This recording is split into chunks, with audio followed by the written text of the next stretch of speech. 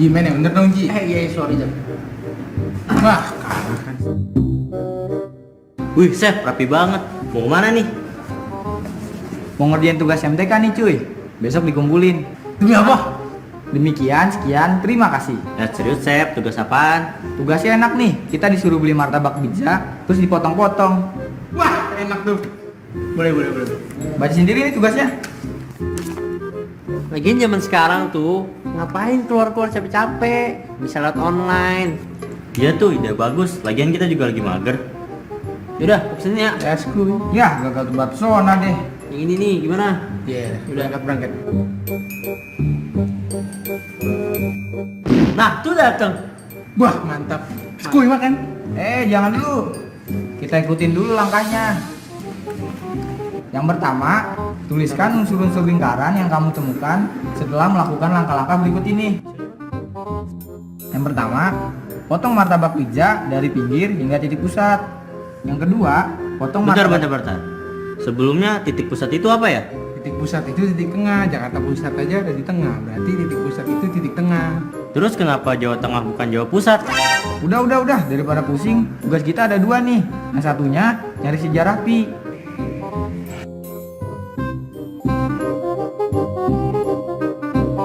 Loh, kok dibawa pulang?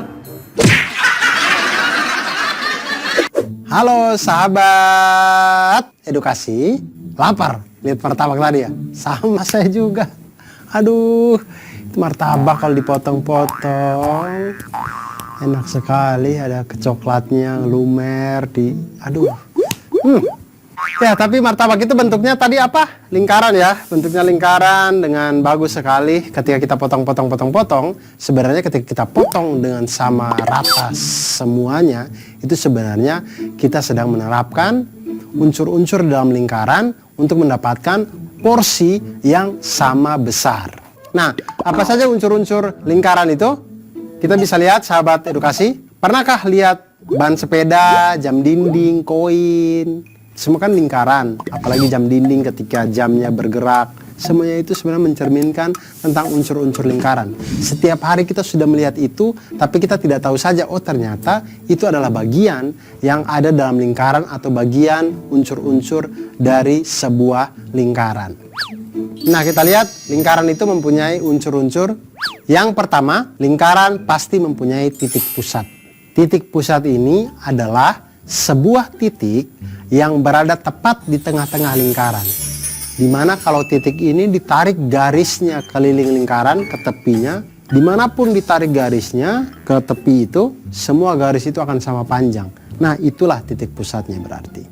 Garis yang menghubungkan titik pusat dengan keliling lingkaran atau tepi lingkaran itu disebut dengan jari-jari lingkaran.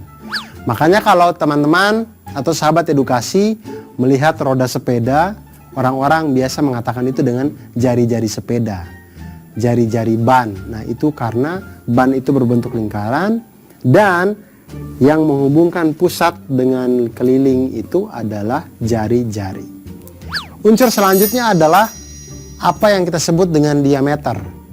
Diameter adalah garis lurus yang memotong lingkaran menjadi dua bagian sama besar. Jadi memotong, jadi kalau ada martabak kita bagi di tengah dengan garis lurus melalui titik pusat lingkaran, itu disebut dengan diameter. Itulah. Dan yang berikutnya adalah, coba sahabat edukasi lihat potongan berikut ini. Sisi lengkung pada lingkaran yang dibatasi oleh dua titik pada lingkaran tersebut disebut dengan busur. Lebih gampang cara mengingat busur adalah busur ini ya bentuknya seperti busur panah yang sering kita lihat itu. Nah, itu disebut busur.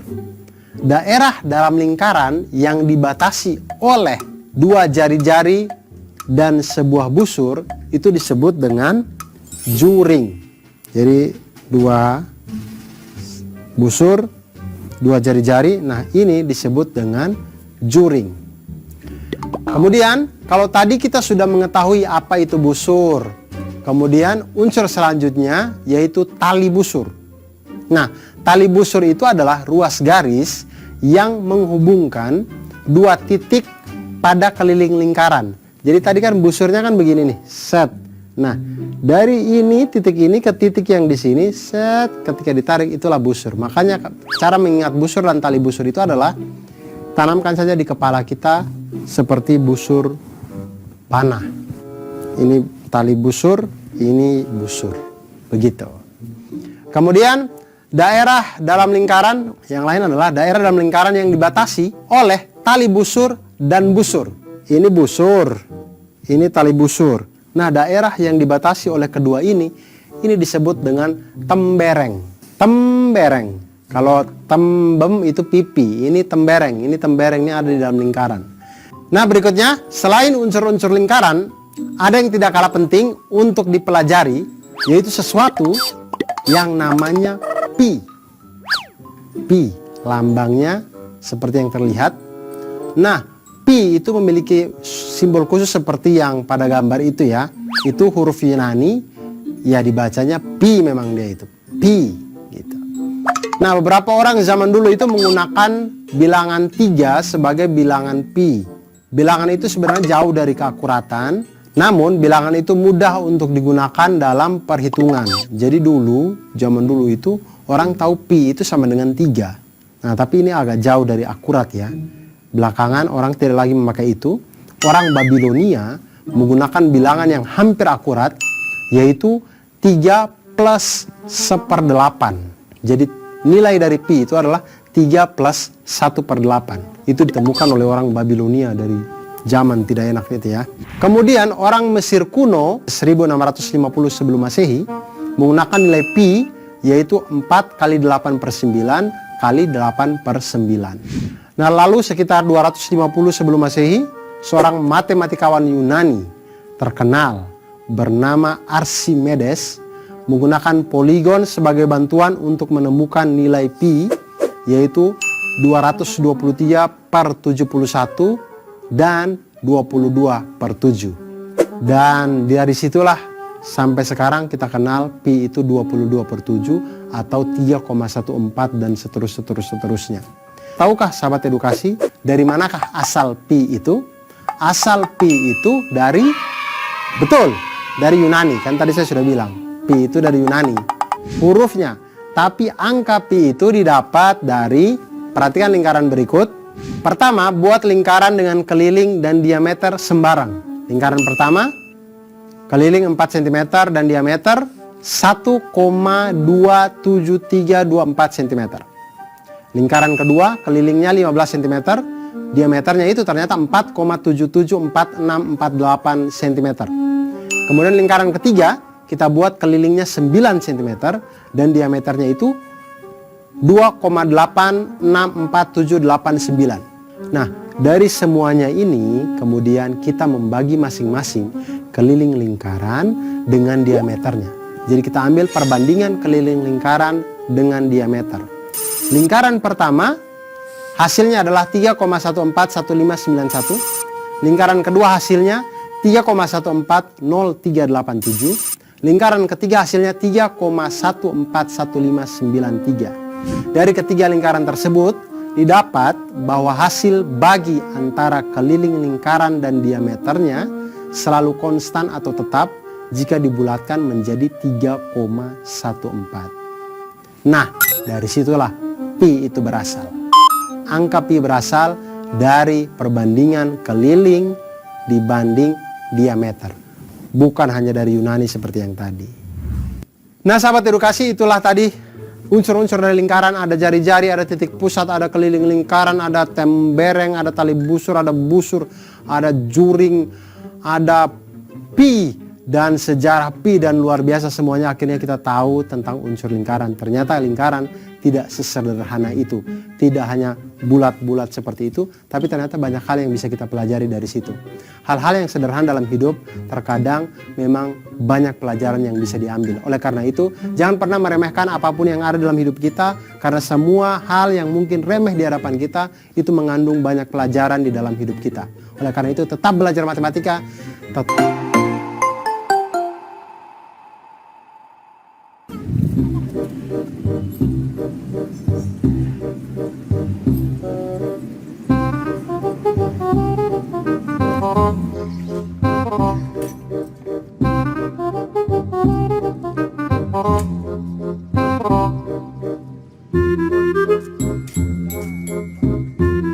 apa tidak?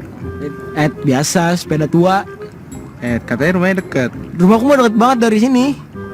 Emang kira-kira berapa meter? Kan ban roda sepeda kamu besar. Emang kenapa kalau badannya gede? Ya kagak tahu sih. Ah, bohong kamu, malu-malu ya. Kamu tahu kan? Iya kan?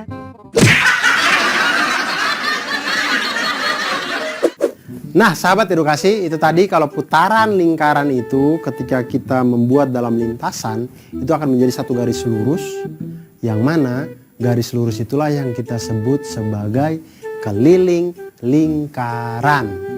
Nah, untuk lebih jelasnya, sahabat edukasi silakan perhatikan animasi berikut ini.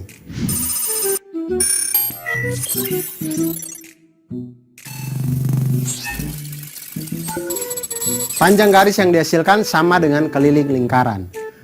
Masihkah ingat waktu di desa? Tidak dong. Masihkah ingat dengan keliling lingkaran?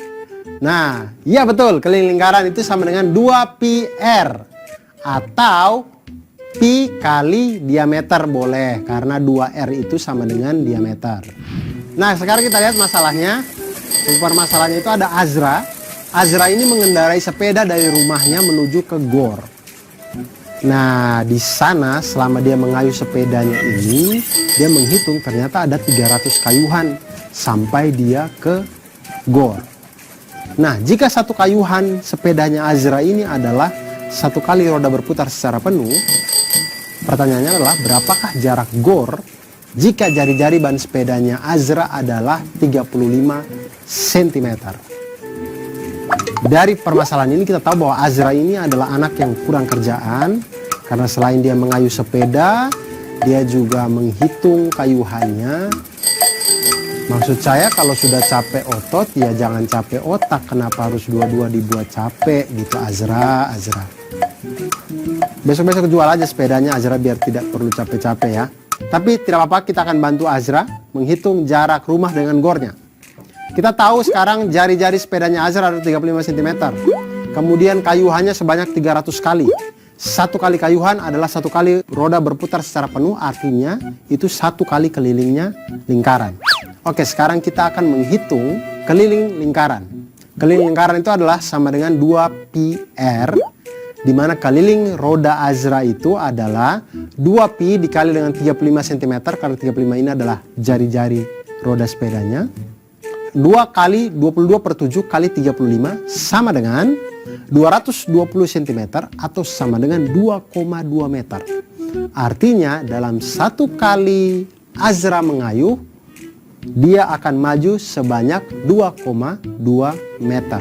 Kalau tidak ada got di depannya, kalau ada got ya dia jatuh itu ke dalam pasti. Pasti itu. Nah, jarak antara rumah Azra dengan gor itu menjadi 300 kali kayuhan dikali dengan keliling roda Azra, yaitu 2,2 meter, sama dengan 660 meter. Artinya rumahnya dengan gor adalah 660 meter jarak dari rumahnya ke gor. Nah, sahabat edukasi, itu tadi bagaimana kita mempelajari tentang keliling lingkaran. Dari sini kita belajar bahwa ternyata matematika itu sesungguhnya seni. Seni untuk melihat kehidupan menjadi kehidupan yang lebih mantul, manfaat, betul.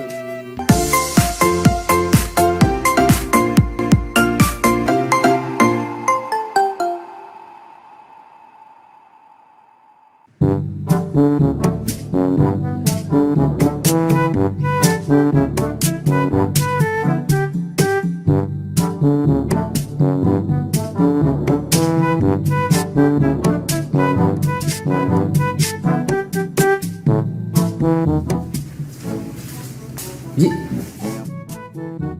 lagi ngapain Ji? Ini ngajarin baris berbaris. Baris berbaris? Kok kue baris berbaris? Ajarin aku juga dong. Emang kamu kue? Ji, ini aku ambil satu boleh Ji ya? Jangan. Aduh, belum selesai aku ini, malah ngambil pakai tangan kiri lagi. Iya, maaf. Emang kamu lagi ngapain sih sebenarnya? Ini aku lagi nyusun ini. Tadi kan bentuknya lingkaran. Iya. Terus aku potong-potong, aku jadiin persegi panjang. Oh, tapi kayaknya nggak ada gunanya deh. Ah, kamu malah ngatain. Ya udah, gak aku bagi dah. Jangan. Ini bagus banget San ya? Ini jadi lebih bagus kok. Nah, bisa aja. Ya udah ambil. Oke. Bisa Ji.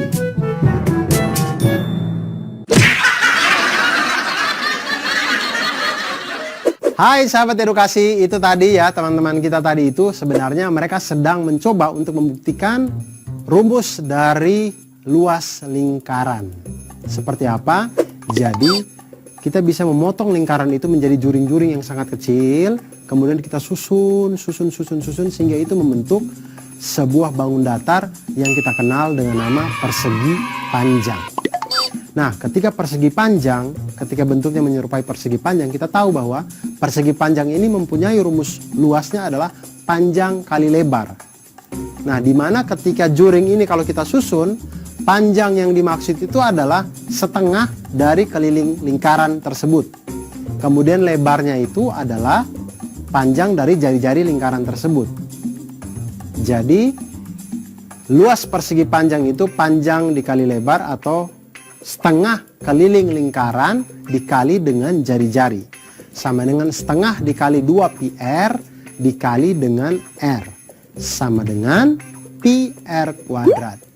Maka dari sinilah kita temukan bahwa rumus luas lingkaran sama dengan pi R kuadrat.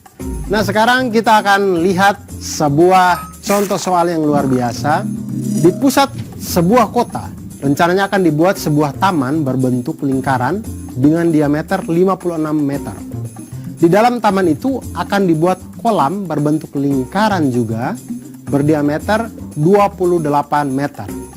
Berarti kalau dari atas kalau kita lihat kayak bentuknya kayak donat gitu. Jika di luar kolam akan ditanami rumput dengan biaya Rp6.000 per meter. Berapa biaya yang diperlukan untuk menanam rumput itu?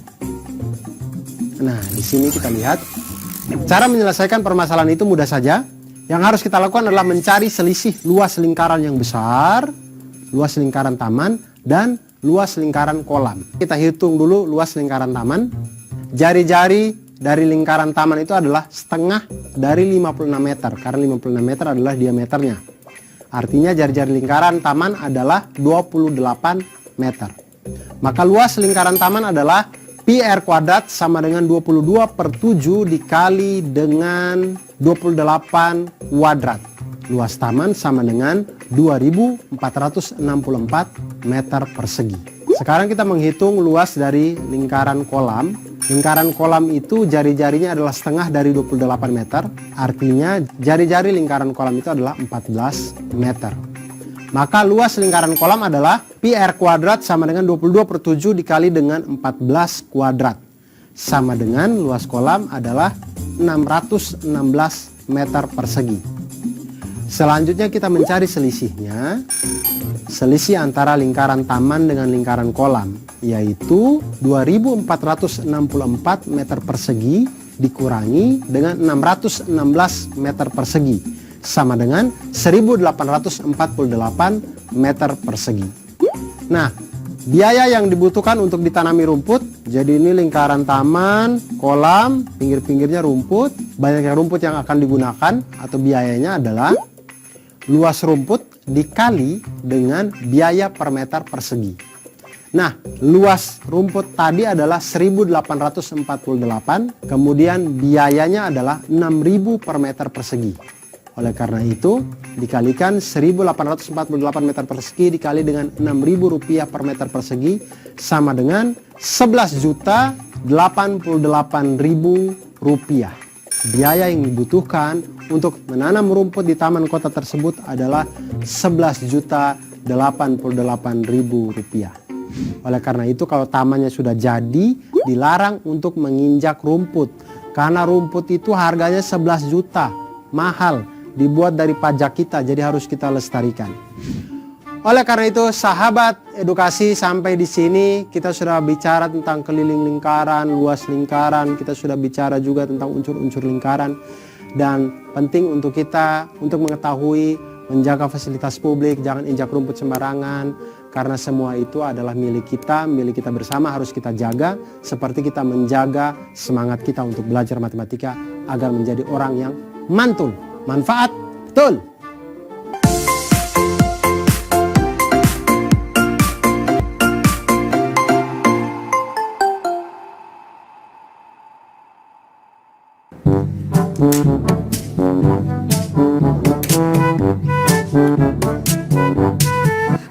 setiap matematika kelompoknya sama kalian terus. Semangat Ji, kita pasti bisa. Yaudah, kerjain kalau gitu, jangan komen aja. Iya siap.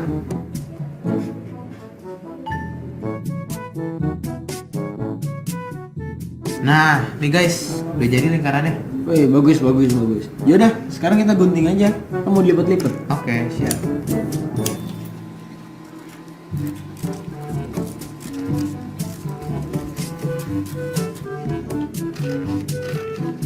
Udah jadi nih 2 lingkaran. Cakep, cakep, cakep. Yaudah, ntar dulu. Nah, sekarang kita lipat jadi 90 derajat bentuknya.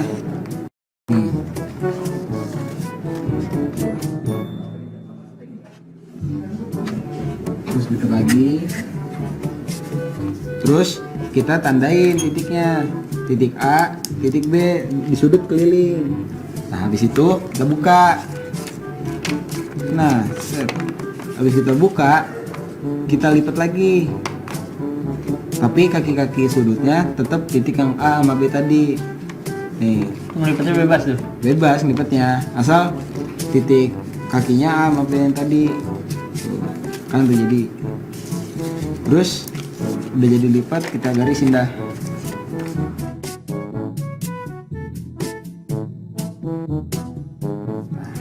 Habis itu kita hitung sudutnya yang ada di sini nih, yang baru kita bentuk sudut baru.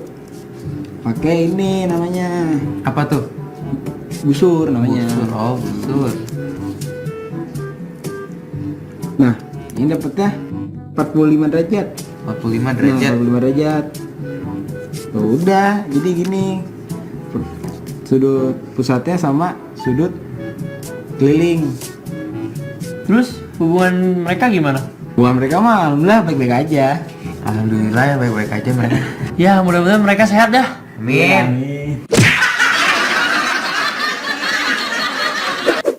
Sahabat edukasi, jumpa lagi masih dengan saya di sini ya. Sekarang kita akan belajar tentang apa yang tadi sudah dicoba oleh teman-teman kita tadi. Mereka garis sana, garis sini, garis sana, garis sini. Ditanya hubungannya apa? Hubungannya baik-baik saja. Ya Allah. Ternyata hubungannya bukan itu. Kita akan belajar tentang hubungan sudut pusat dengan sudut keliling lingkaran. Apa hubungan mereka? Apakah baik-baik saja seperti yang dikatakan tadi? Ataukah mereka ada iri dengki dan segala macamnya? Akan kita bahas. Nah, yang pertama adalah coba sama-sama siapkan dulu, kita akan bermain. Coba siapkan jangka, busur, gunting, kertas, pulpen, dan penggaris. Kita coba buatlah sketsa beberapa lingkaran dengan jari-jari yang sama. Misal 10 cm dengan menggunakan jangka, lalu gunting dengan rapi seperti pada gambar berikut.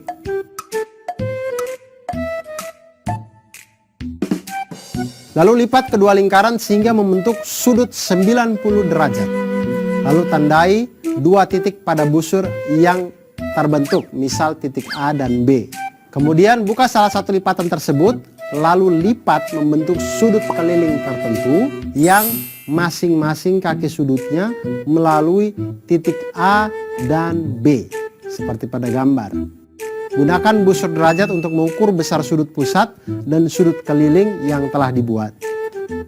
Tulis dan bandingkan besar sudut keliling dengan sudut pusat yang telah sahabat edukasi buat. Ulangi langkah 1 sampai langkah 4 untuk 2 sudut pusat yang berbeda.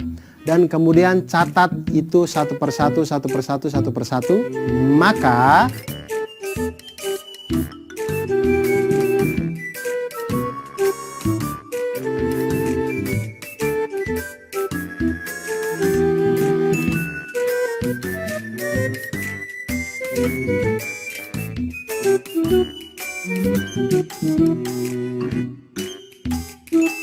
Maka kita akan melihat di situ, perhatikan setiap ukuran sudut pusat selalu lebih besar dari sudut keliling.